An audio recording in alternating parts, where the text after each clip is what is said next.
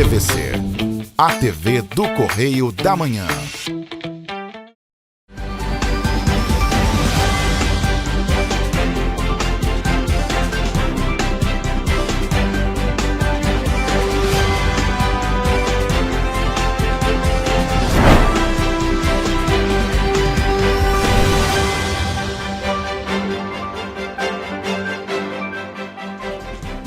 Olá, e começa agora mais um Correio Petropolitano na TV. Eu sou Mariana Braga e você acompanha agora um resumo do que foi notícia nesta semana nos nossos telejornais. Hoje é sábado, 18 de julho, e você vai ver a seguir. O Ministério Público do Estado do Rio de Janeiro pede suspensão de pagamentos à empresa terceirizada em Petrópolis. A Prefeitura de Petrópolis nega a falta de proteínas no Hospital Alcides Carneiro, mas admite 5 dias seguidos com apenas ovos. Sala de trauma do Hospital Santa Teresa registra queda no número de acidentes de trânsito em junho. Justiça suspende a apreensão de 23 ônibus da Turp após pedido da Prefeitura de Petrópolis. Agora, no Correio Petropolitano na TV.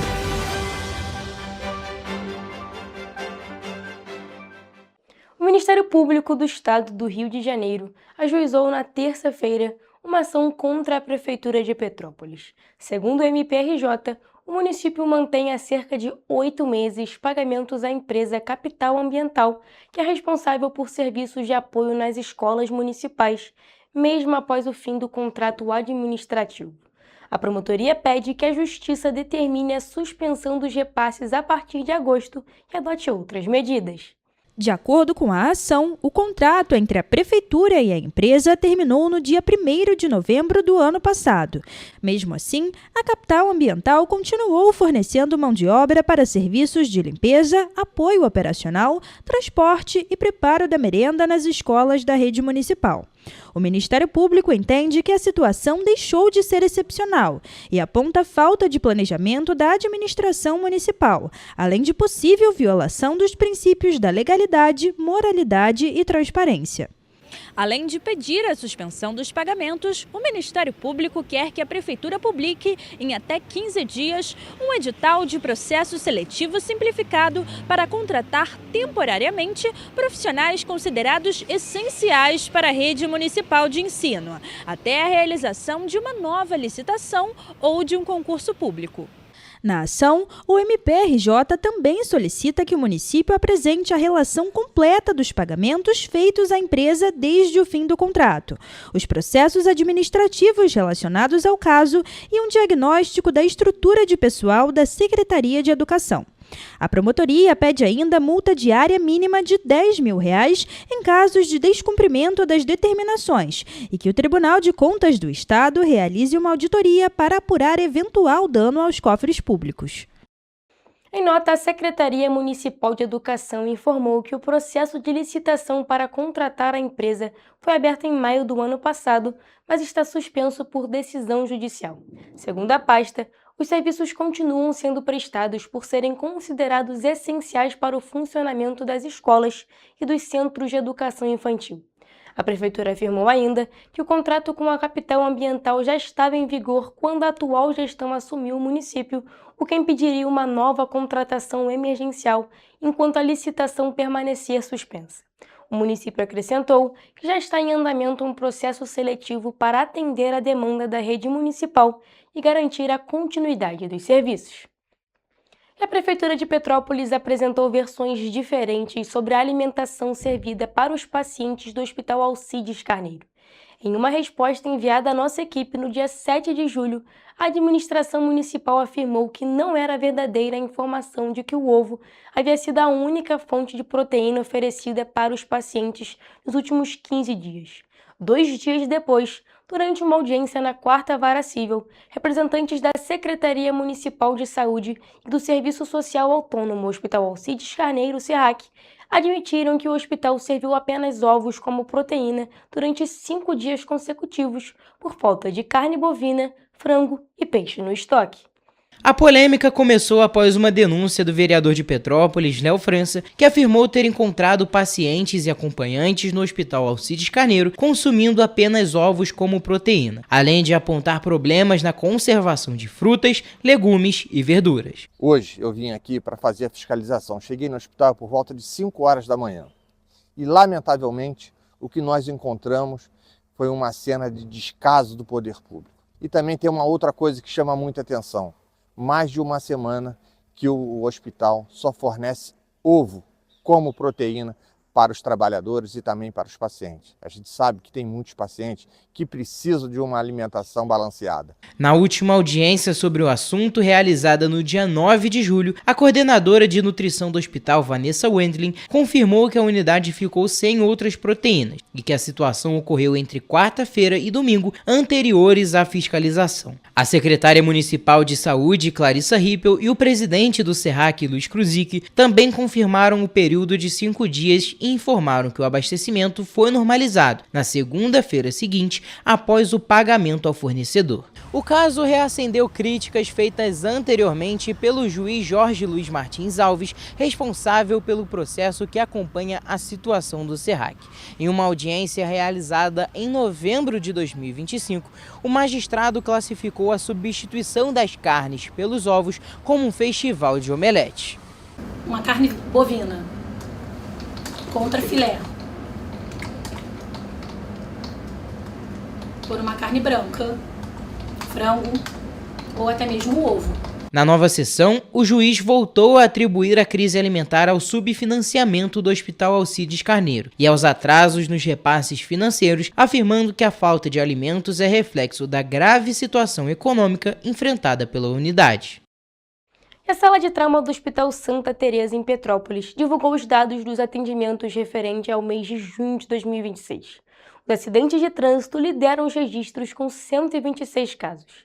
E mais uma vez as ocorrências com motocicletas lideram os registros na unidade, que atende também a ocorrências de agressões, quedas, queimaduras, entre outros tipos de acidentes. A sala de trauma do Hospital Santa Teresa é referência no atendimento de urgência em Petrópolis e recebe pacientes tanto pelo Sistema Único de Saúde quanto por convênios. Em junho de 2026, foram registrados 126 atendimentos relacionados a acidentes de trânsito. Desse total, 69 envolveram motocicletas, 27 carros e 6 casos de atropelamentos.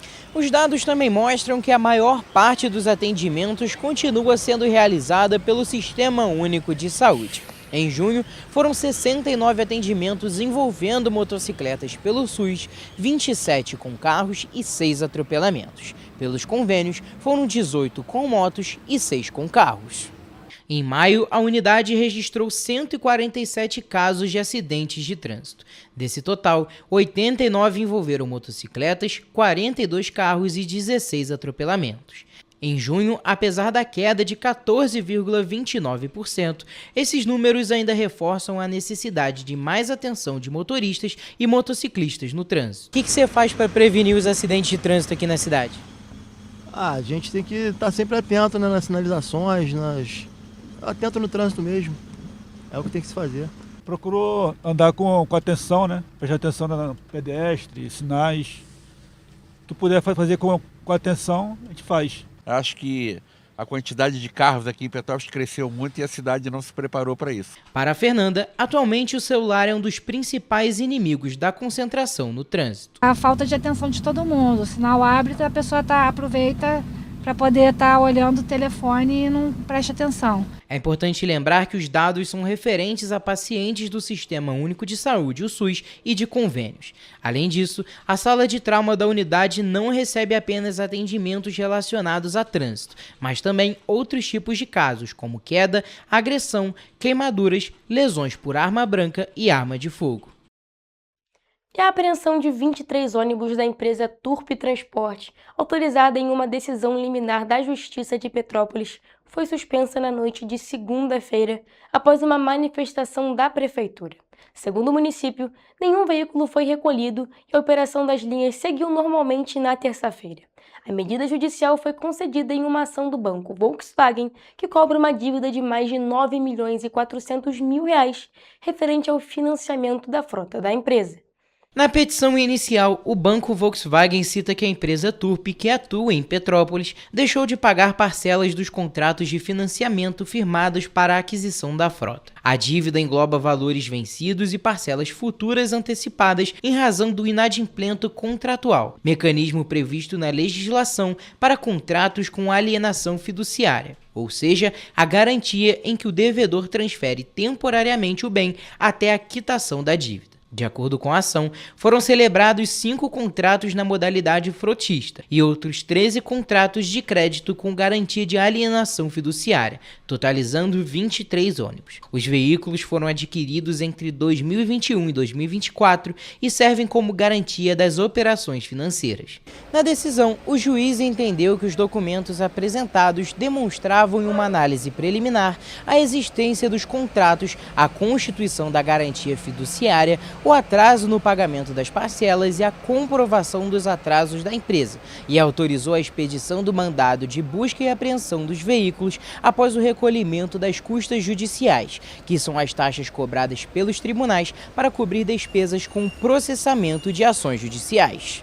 A decisão foi proferida em meio à intervenção da Prefeitura de Petrópolis, que avalia o atual cenário da empresa no município. A medida foi decretada no dia 20 de maio, após a recorrência de quebras dos coletivos, atrasos nos pagamentos de direitos trabalhistas e paralisações dos funcionários da empresa. A nossa equipe questionou o Sindicato das Empresas de Transportes Rodoviários de Petrópolis, o Cetraspetro, sobre a decisão, mas não tivemos retorno até o fechamento desta edição. E você vai ver no próximo bloco. O Tribunal de Contas do Estado aponta inconsistências de mais de 209 milhões de reais nas contas do INPAS em Petrópolis. Justiça nega recurso de ex-prefeitos de Paraíba do Sul e mantém improbidade. Operação do MPRJ em Teresópolis desarticula esquema de desvio de mais de 86 milhões de reais. Teresópolis terá que explicar pregão para o Tribunal de Contas do Estado. O Correio Petropolitano na TV volta já. Um bom jornal tem que ser direto, tem que ser direito. Não ser de esquerda ou de direita, mas direito. É ter coragem de informar a verdade e não impor a sua verdade. É respeitar a inteligência do leitor e vontade do eleitor. Correio da Manhã, um jornal que há 124 anos tem a coragem de ser direto e direito. Em uma banca perto de você.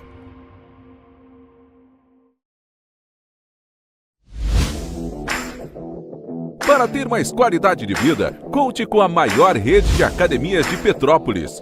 Aqui na Corper, com uma mensalidade, você utiliza todas as unidades: Centro, Bingen, Itamaraty e Itaipava. Com planos a partir de R$ 98,00, a academia oferece ambientes modernos para você cuidar da sua saúde com segurança. Os espaços contam com dezenas de aparelhos de musculação, diversos equipamentos para aeróbico e funcional, além, é claro, de profissionais qualificados e uma extensa grade de aulas coletivas, que inclui dança, bike, jump, wolf fit, step fit, entre outras. Nossas estruturas são equipadas com salas de musculação e aulas coletivas, salas de avaliação física e nutricional, vestiários e estacionamentos amplos. Venha nos fazer uma visita e surpreenda-se! Correio da Manhã, o grupo de comunicação que mais cresce no Brasil. 5 gráficas, 5 jornais diários. Correio da Manhã, Correio Nacional, Distrito Federal, Sul Fluminense, Petropolitano e agora Correio da Manhã São Paulo. Além do Jornal da Barra, Jornal de Turismo, Revista O Cruzeiro, TV Correio da Manhã e estúdios próprios. Grupo Correio da Manhã. Informação com tanta credibilidade que é impressa todos os dias.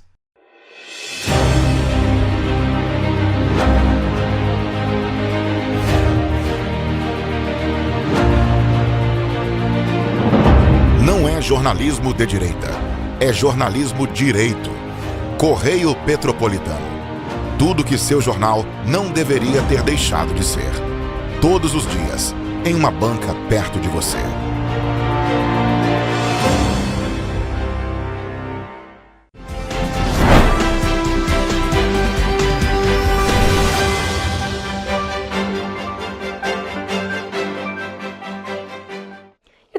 Contas do Estado do Rio de Janeiro apontou inconsistências de R$ 209 milhões e 400 mil reais nas contas de 2024 do Instituto de Previdência e Assistência Social dos Servidores Públicos de Petrópolis, o INPAS. O órgão determinou que o ex-presidente do Instituto, Claudinei Constantino Portugal, apresente esclarecimentos no prazo de até 15 dias. As contas ainda não foram julgadas e o processo segue em análise. Segundo o TCRJ, a principal inconsistência é uma diferença de 209,4 milhões entre o balanço patrimonial do INPAS, que mostra a situação financeira do Instituto, e um estudo técnico que calcula quanto será necessário para pagar aposentadorias e pensões dos servidores no futuro. Enquanto o balanço registra uma obrigação de cerca de 40,9 milhões, o estudo aponta um passivo de 250,3 milhões. Para o tribunal, essa diferença compromete a identificação da real situação financeira do regime de previdência. Além dessa divergência, o tribunal também quer entender por que os repasses ao Fundo de Previdência diminuíram ao longo de 2024 e busca esclarecimentos sobre os quase 29 milhões de reais que, segundo estudos técnicos, deixaram de ser destinados ao regime. O tribunal reforça que as inconsistências apontadas ainda serão analisadas. Antes de qualquer decisão, os responsáveis terão oportunidade de apresentar documentos e justificativas. O atual presidente do INPAS também foi notificado e deverá encaminhar informações complementares para subsidiar o julgamento das contas de 2024. Em nota ao Correio Petropolitano, o ex-presidente do INPAS, Claudinei Constantino Portugal, afirmou que não reconhece qualquer irregularidade na prestação de contas. Ele disse ainda que solicitou ao atual presidente do Instituto a documentação exigida pelo Tribunal de Contas e que vai apresentar todos os esclarecimentos dentro do prazo estabelecido. E o Tribunal de Justiça do Estado do Rio de Janeiro manteve a condenação dos ex-prefeitos de Paraíba do Sul, Rogério Onofre e João Vicente de Souza Ferreira, por improbidade administrativa pela dispensa indevida de licitação para serviços de manutenção da frota municipal entre 2003 e 2006. Apesar de ter reconhecido a irregularidade, o tribunal decidiu afastar o pedido de ressarcimento de mais de R$ 279 mil requerido pelo Ministério Público do Estado do Rio de Janeiro, por entender que não houve comprovação de dano efetivo ao erário, nem de enriquecimento ilícito dos políticos. O processo, que ainda segue na Justiça, teve início em 2006, quando o Ministério Público do Estado do Rio de Janeiro entrou com uma ação civil pública para investigar possíveis irregularidades na contratação da empresa individual chamada Autolave Edge e na contratação de serviços mecânicos pelo município de Paraíba do Sul. Na ocasião, o Ministério Público informou que em uma vistoria realizada pelo Grupo de Apoio aos Promotores, foi constatado que a empresa era um lava-jato. Segundo o proprietário, o estabelecimento também prestava serviços de mecânica, pintura e lanternagem e, nesses casos, costumava terceirizar os serviços. Após as investigações, o MPRJ traçou uma linha do tempo entre 2003 e 2006, demarcando os gastos do município com o prestador de serviços, que totalizaram, durante o período, R$ 279.500. Ao longo do exercício de 2003, quando Rogério Onofre era prefeito, o município gastou cerca de R$ 19.888 com os serviços contratados, sem a realização de uma licitação prévia, tendo havido uma dispensa em função do valor de cada serviço. O mesmo se repetiu em 2004, quando foram pagos mais de R$ 25.970 sem licitação prévia, e a tendência continuou em 2005, já no mandato do prefeito João Vicente. Nesse exercício, foram pagos um montante de R$ 148.946, novamente sem licitação. No ano seguinte, em 2006, o cenário não foi diferente. Foram pagos ao mesmo prestador de serviços R$ 84.782, sem licitação prévia. Em juízo, os ex-prefeitos alegaram que no exercício do cargo não tinham como controlar as contratações feitas pelos subordinados. Em relação ao ponto apresentado, o Tribunal de Justiça ressaltou que o prefeito de um município exerce apenas as funções que lhe são destinadas e que nem todas as atividades da administração são executadas diretamente por ele. No entanto, destacou que toda atividade do Poder Executivo é de sua responsabilidade. A nossa equipe entrou em contato com o Rogério Onofre e não tivemos um posicionamento até o fechamento desta edição. Também não conseguimos contato com João Vicente de Souza Ferreira. Agora, mudando de cidade, uma operação do Ministério Público do Estado do Rio de Janeiro resultou na denúncia de 11 pessoas por organização criminosa, corrupção passiva, fraude em licitações, contratos e lavagem de dinheiro. Segundo as investigações, o grupo teria desviado cerca de 86 milhões e 280 mil reais do Instituto Rio Metrópole por meio de contratos firmados entre julho de 2022 e maio de 2026. Na última quinta-feira, foram cumpridos 6 mandados de prisão preventiva e 9 de busca e apreensão na capital, em São Gonçalo e também em Teresópolis. A investigação teve início após uma acusada ser flagrada transportando R$500 mil em espécie sacados em uma agência bancária de Teresópolis. A partir da análise de documentos e equipamentos apreendidos, o Ministério Público do Estado do Rio de Janeiro identificou um suposto esquema de desvio de recursos públicos que utilizava empresas contratadas pelo Instituto Rio Metrópole e o Brazilian Institute of Organics, apontado como uma entidade sem estrutura operacional para dificultar o rastreamento do dinheiro. Entre os presos está Davi Perini Vermelho, conhecido como Didê, atual presidente do Instituto Rio Metrópole e ex-presidente da Câmara de São João de Meriti. De acordo com o Ministério Público, ele integrava o núcleo responsável por autorizar contratações, assinar contratos e controlar pagamentos. As empresas contratadas pelo Instituto repassavam parte dos recursos ao Instituto Bio por parte de contratos simulados. Os valores eram transferidos para a conta do presidente da entidade, sacados em espécie e transportados com escolta armada.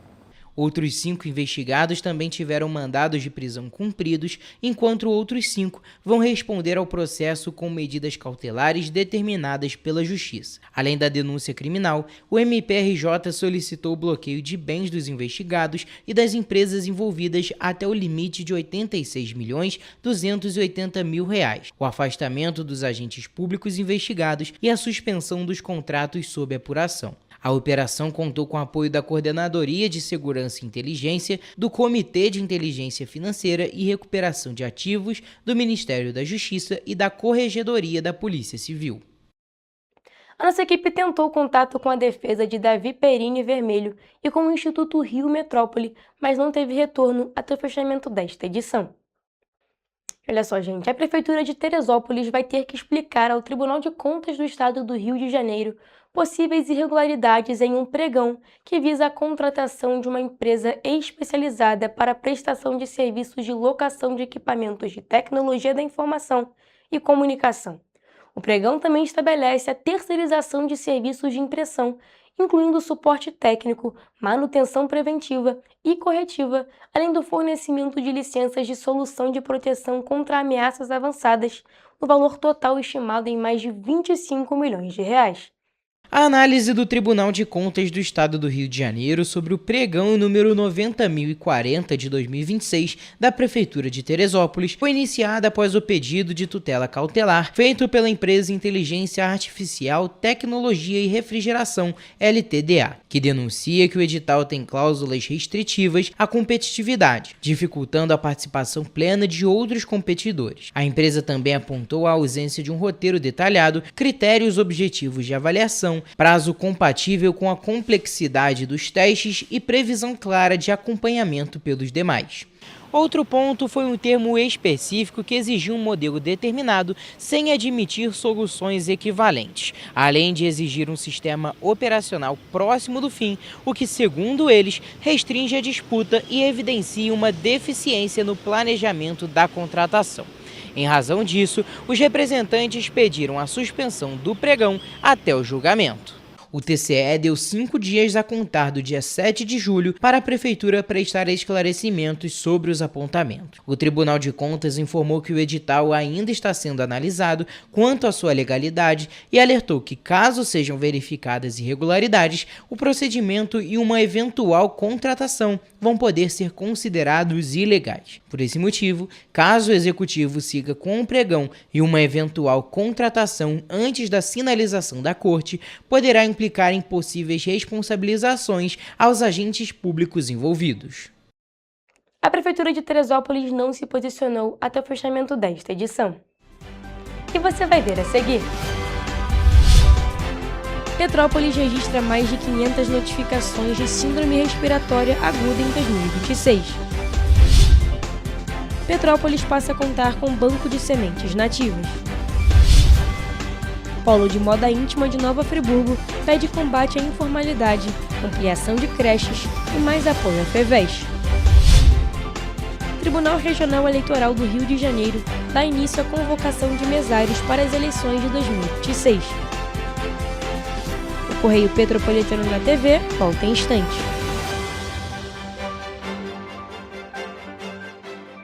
Um bom jornal tem que ser direto, tem que ser direito. Não ser de esquerda ou de direita, mas direito. É ter coragem de informar a verdade e não impor a sua verdade. É respeitar a inteligência do leitor e vontade do eleitor. Correio da Manhã, um jornal que há 124 anos tem a coragem de ser direto e direito. Em uma banca perto de você.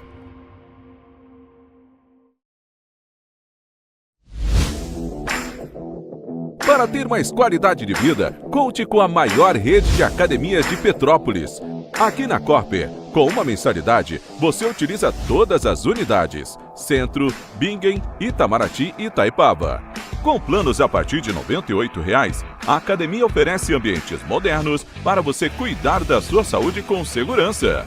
Os espaços contam com dezenas de aparelhos de musculação, diversos equipamentos para aeróbico e funcional, além, é claro, de profissionais qualificados e uma extensa grade de aulas coletivas, que inclui dança, bike, jump, wolf fit, step fit, entre outras. Nossas estruturas são equipadas com salas de musculação e aulas coletivas, salas de avaliação física e nutricional, vestiários e estacionamentos amplos. Venha nos fazer uma visita e surpreenda-se! Correio da Manhã, o grupo de comunicação que mais cresce no Brasil. 5 gráficas, 5 jornais diários. Correio da Manhã, Correio Nacional, Distrito Federal, Sul Fluminense, Petropolitano e agora Correio da Manhã São Paulo. Além do Jornal da Barra, Jornal de Turismo, Revista O Cruzeiro, TV Correio da Manhã e estúdios próprios. Grupo Correio da Manhã. Informação com tanta credibilidade que é impressa todos os dias.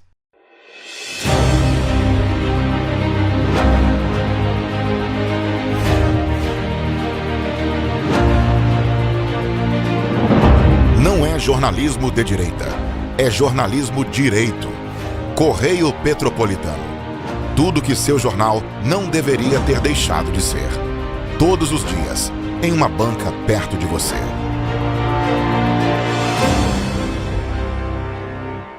Petrópolis, uma cidade histórica, que agora tem um novo ponto de conexão. O Correio Petropolitano se renovou e leva o que de mais importante acontece na cidade, de maneira mais ágil e acessível. Acesse as notícias de Petrópolis de maneira rápida e prática, onde quer que você esteja. Fique por dentro dos acontecimentos da cidade, da política, da cultura e muito mais. Correio Petropolitano. A informação de qualidade a um clique de distância. Acesse www.correiopetropolitano.com.br.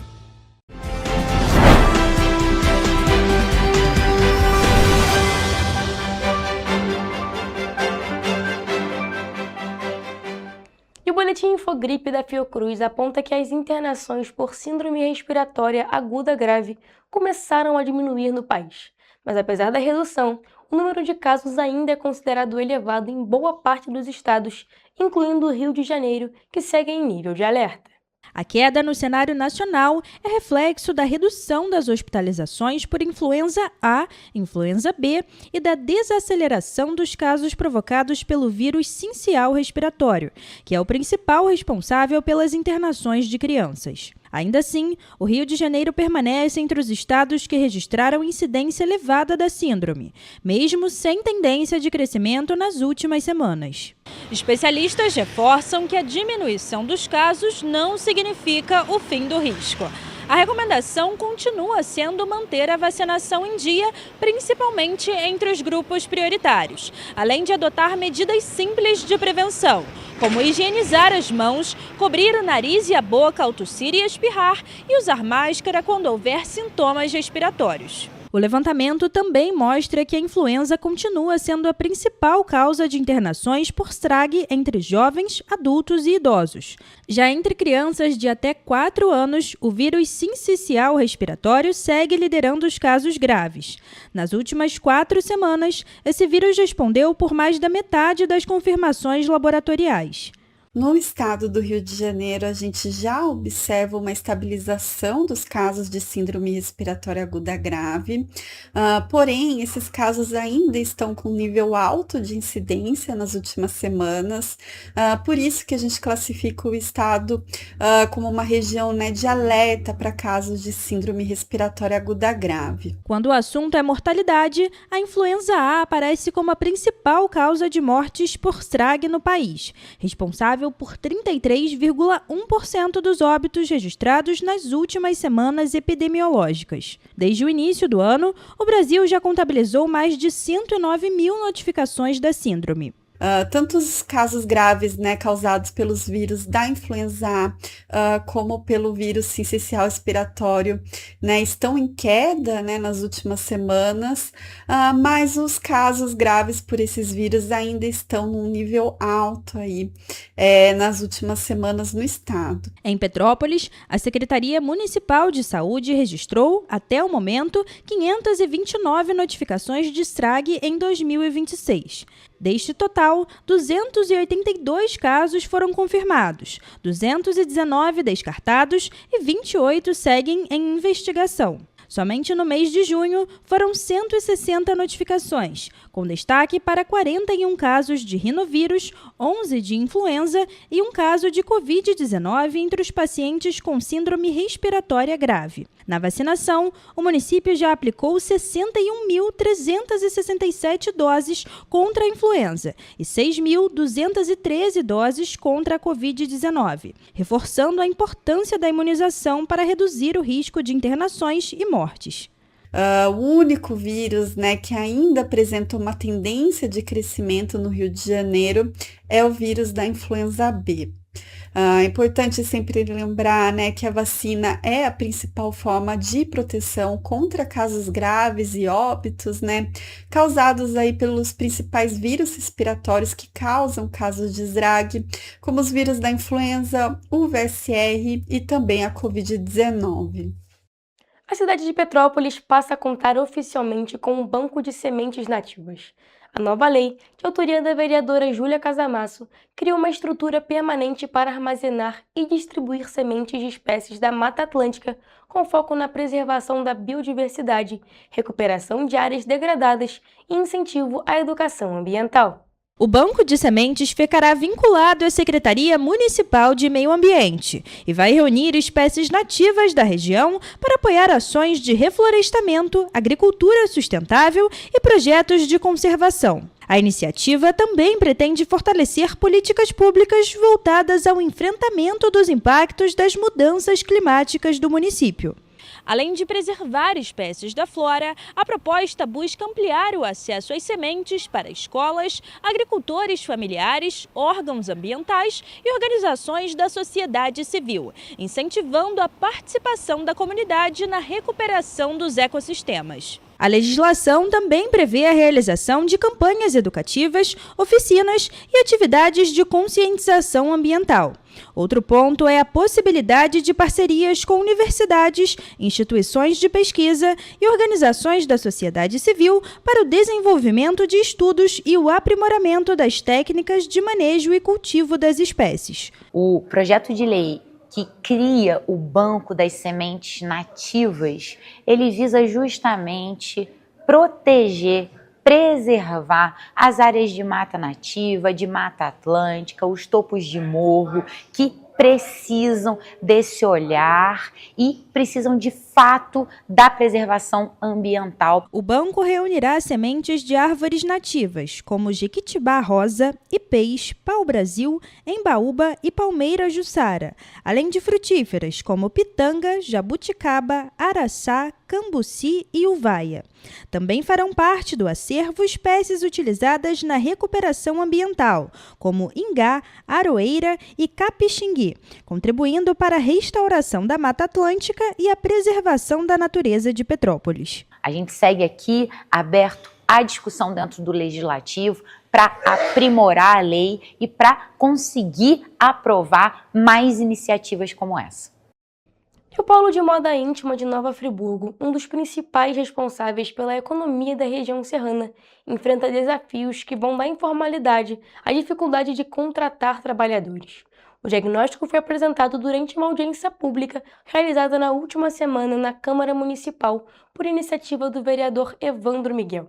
Representantes do setor defenderam uma maior fiscalização contra empresas irregulares, ampliação do horário das creches e mais investimentos públicos na FEVES, considerada a maior feira de negócios da confecção da América Latina. Durante a audiência realizada na última quarta-feira na Câmara Municipal, o presidente do Sindicato das Indústrias do Vestuário de Nova Friburgo e região, Gustavo Moraes, apresentou um panorama da cadeia produtiva.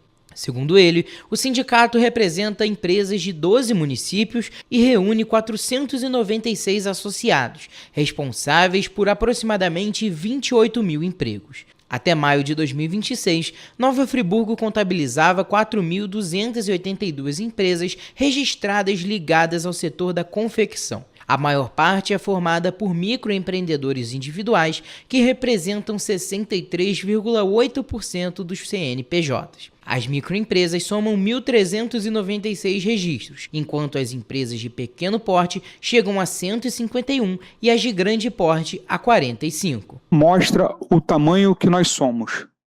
Só que a gente consegue, como entidade sindical, ter 12% só desse universo.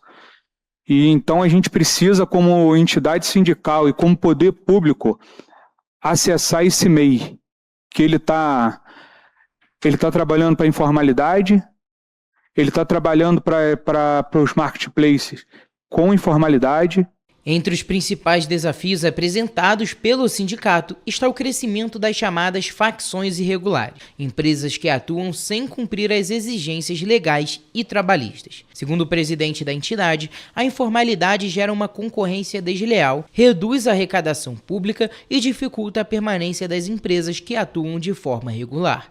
Outro problema apontado durante a audiência foi a dificuldade para contratar e manter trabalhadores nas empresas de confecção. De acordo com o Sindivest, cerca de 80% da mão de obra do polo é composta por mulheres. A entidade avalia que a limitação do atendimento em período integral nas creches municipais contribui para o aumento da informalidade e para a dificuldade de contratação. Entre as propostas apresentadas está a ampliação dos horários de funcionamento das unidades de educação infantil para atender as mães que trabalham na indústria. Em dezembro, as creches entram de férias. A mãe que tem seu filho pequeno, o que ele faz com o filho? Não faz. Ela não tem recurso suficiente para pagar uma cuidadora durante todos os dias. Aonde estoura isso?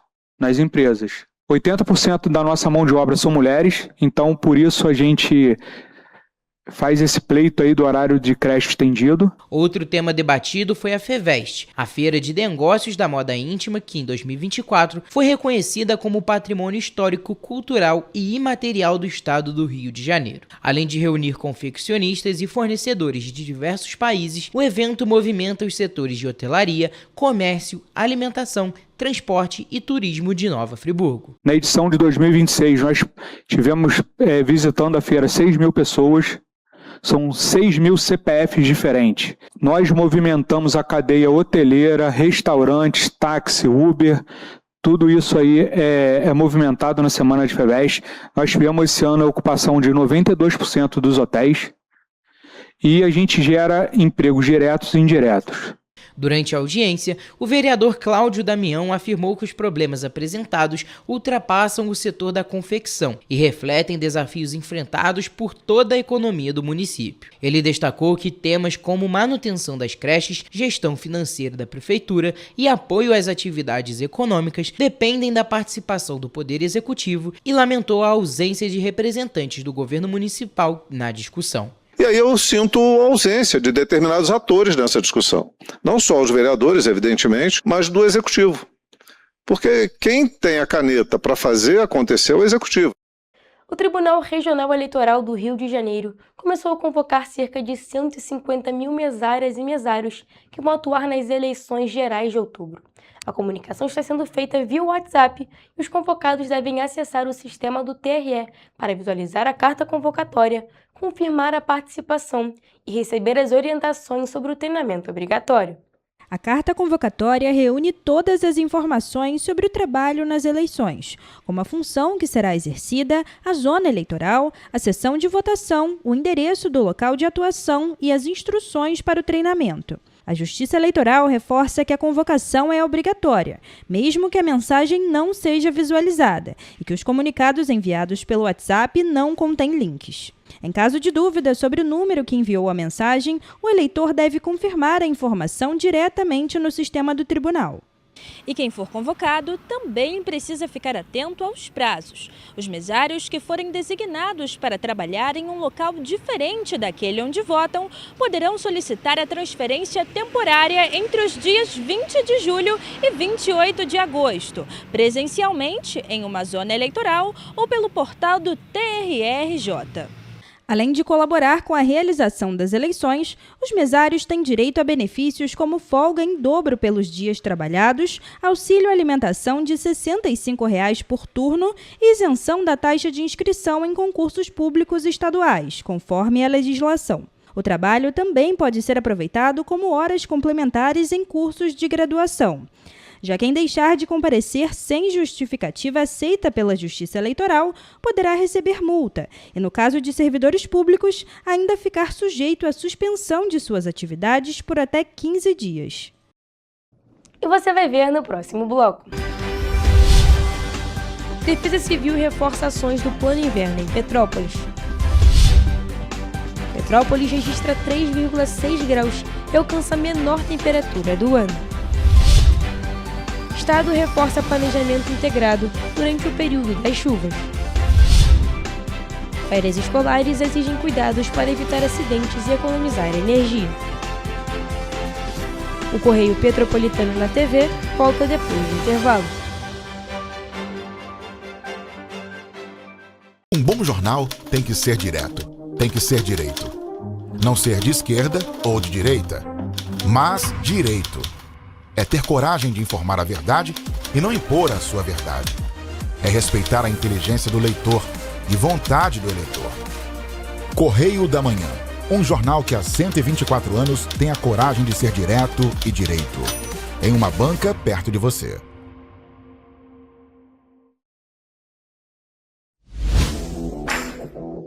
Para ter mais qualidade de vida, conte com a maior rede de academias de Petrópolis. Aqui na Corper, com uma mensalidade, você utiliza todas as unidades: Centro, Bingen, Itamaraty e Itaipava. Com planos a partir de R$ 98,00, a academia oferece ambientes modernos para você cuidar da sua saúde com segurança. Os espaços contam com dezenas de aparelhos de musculação, diversos equipamentos para aeróbico e funcional, além, é claro, de profissionais qualificados e uma extensa grade de aulas coletivas, que inclui dança, bike, jump, wolf fit, step fit, entre outras. Nossas estruturas são equipadas com salas de musculação e aulas coletivas, salas de avaliação física e nutricional, vestiários e estacionamentos amplos. Venha nos fazer uma visita e surpreenda-se! Correio da Manhã, o grupo de comunicação que mais cresce no Brasil. 5 gráficas, 5 jornais diários. Correio da Manhã, Correio Nacional, Distrito Federal, Sul Fluminense, Petropolitano e agora Correio da Manhã São Paulo. Além do Jornal da Barra, Jornal de Turismo, Revista O Cruzeiro, TV Correio da Manhã e estúdios próprios. Grupo Correio da Manhã. Informação com tanta credibilidade que é impressa todos os dias.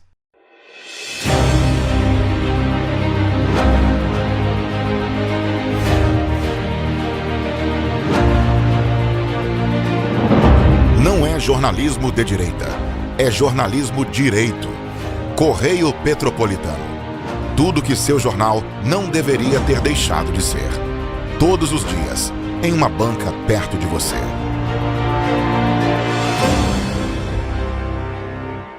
Petrópolis, uma cidade histórica, que agora tem um novo ponto de conexão. O Correio Petropolitano se renovou e leva o que de mais importante acontece na cidade, de maneira mais ágil e acessível. Acesse as notícias de Petrópolis de maneira rápida e prática, onde quer que você esteja. Fique por dentro dos acontecimentos da cidade, da política, da cultura e muito mais. Correio Petropolitano. A informação de qualidade a um clique de distância. Acesse www.correiopetropolitano.com.br.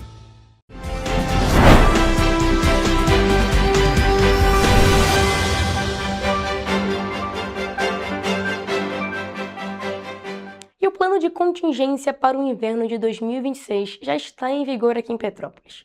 O documento reúne ações para reduzir os impactos das baixas temperaturas, da estiagem e dos incêndios florestais, além de fortalecer o atendimento à população em situações de emergência.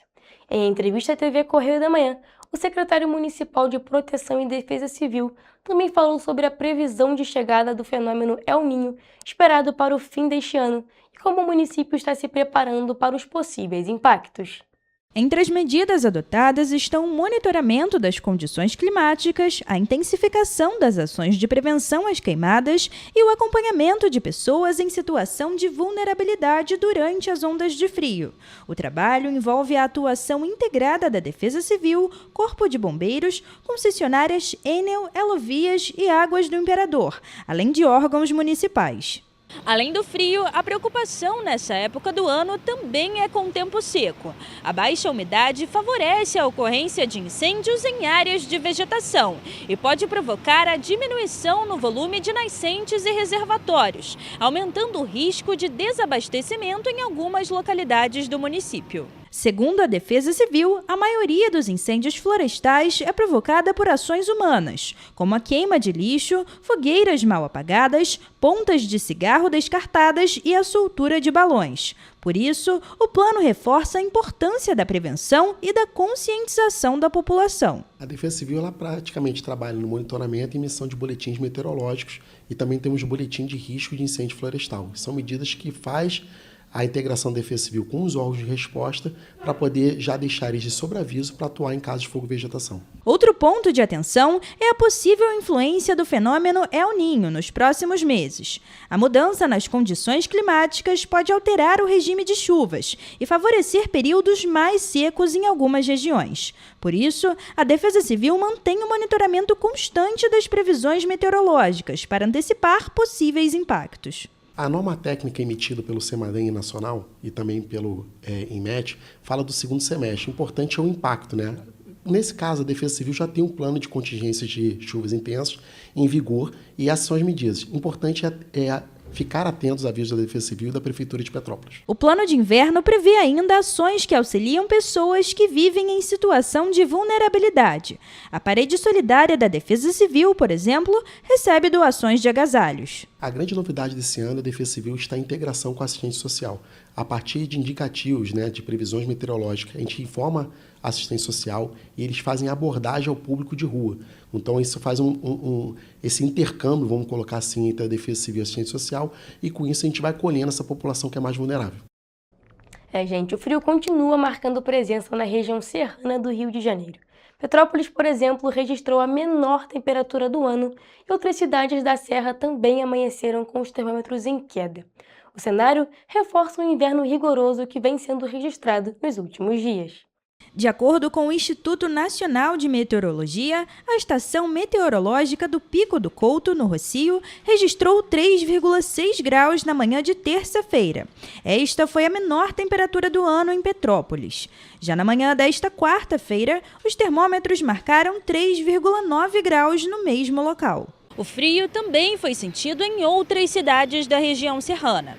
Em Teresópolis, a estação do Parque Nacional registrou 7,9 graus. Já em Nova Friburgo, na estação de Salinas, os termômetros marcaram 9,1 graus. Os dados reforçam a atuação de uma massa de ar frio sobre o estado do Rio de Janeiro. A previsão é de que o tempo permaneça estável nos próximos dias, com madrugadas geladas e tardes de sol. As áreas mais elevadas da serra, como o Pico do Couto e o Pico da Caledônia, seguem disputando o posto de locais mais frios do estado do Rio de Janeiro. Aí, galera, dia 15 de julho, 5h56 da manhã, congelamento aqui, ó, no Pico do Caledônia. Esse brilho aí, ó. Vou te mostrar agora as folhas aqui congeladas. Aí. A recomendação é redobrar os cuidados com a saúde durante esse período, manter o corpo aquecido, hidratar-se mesmo nos dias mais frios e dar atenção especial a crianças, idosos e pessoas em situação de vulnerabilidade, que são mais sensíveis às baixas temperaturas. Representantes da Secretaria de Estado de Defesa Civil e integrantes de outras secretarias se reuniram na última semana no quartel central do Corpo de Bombeiros Militar do Estado do Rio de Janeiro. O objetivo do encontro foi alinhar as estratégias de atuação conjunta voltadas ao período de chuvas em todo o estado. O encontro teve como objetivo fortalecer a integração entre os órgãos responsáveis pelo monitoramento, prevenção e resposta a possíveis ocorrências provocadas por eventos climáticos extremos em todo o estado. A força-tarefa prevê ainda o compartilhamento de informações em tempo real entre os órgãos envolvidos, o planejamento de ações preventivas e o reforço da capacidade de resposta em caso de necessidade. Durante a reunião, foram debatidas ações preventivas e de contingência com foco no acompanhamento das rodovias estaduais, monitoramento de encostas, contenções, áreas suscetíveis a deslizamentos, além da definição de protocolos de atuação integrada para reduzir os riscos à população.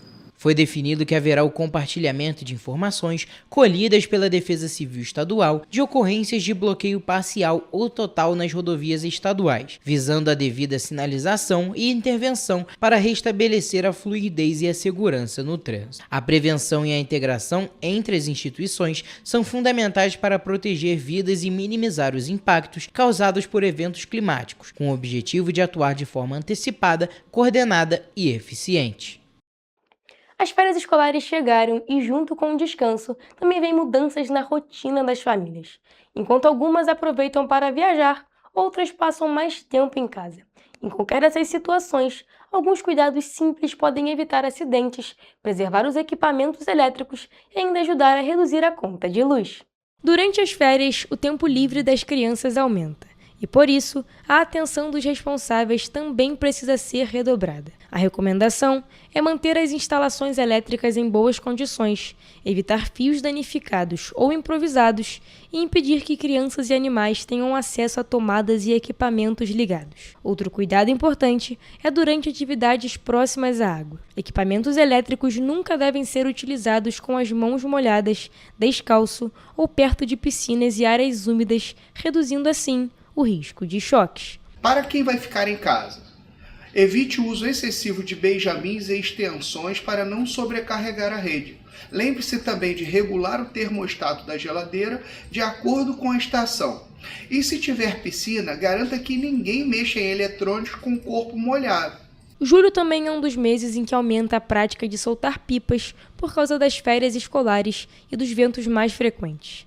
A orientação é escolher locais amplos, longe da rede elétrica e nunca utilizar cerol, linha chilena, fios metálicos ou papel laminado.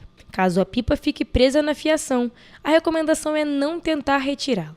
Além do risco de choque elétrico, esse tipo de ocorrência pode provocar interrupções no fornecimento de energia para milhares de consumidores. Para a garotada que vai soltar pipa, a regra é clara: brincar bem longe dos fios elétricos. Se a pipa prender na rede, nunca tente tirar. Esqueça a linha chilena, que corta a fiação e deixa o bairro sem luz. E recolha tudo imediatamente se começar a chover ou relampejar. Já para quem vai aproveitar o período para viajar, vale fazer uma revisão rápida antes de sair de casa. Além de conferir se portas e janelas estão fechadas, desligar aparelhos que permanecem em modo de espera ajuda a evitar desperdício de energia durante os dias em que o imóvel ficará vazio.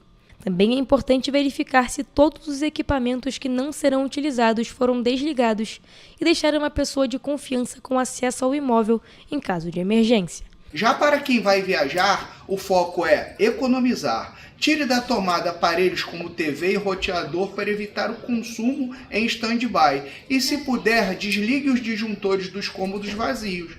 Para a segurança, use temporizadores em vez de deixar as luzes acesas o tempo todo. No caso de viagens mais longas, outra medida que pode trazer economia é desligar completamente a geladeira, desde que ela seja esvaziada e higienizada antes. A porta deve permanecer entreaberta para evitar umidade e mau cheiro. Com atitudes simples, é possível aproveitar o período de férias com mais tranquilidade, segurança e ainda evitar desperdícios que pesam no orçamento do fim do mês.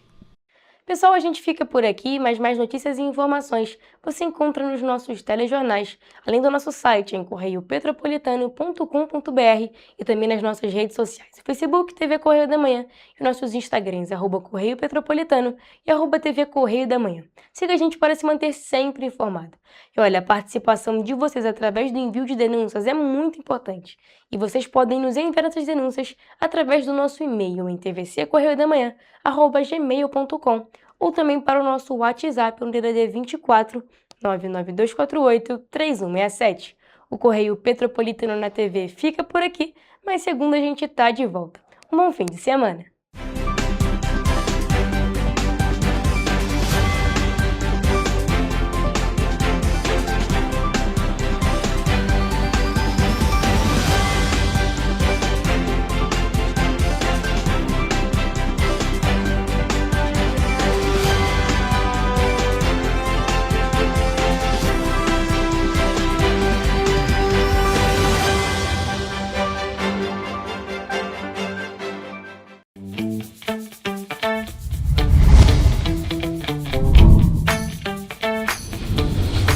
TVC, a TV do Correio da Manhã.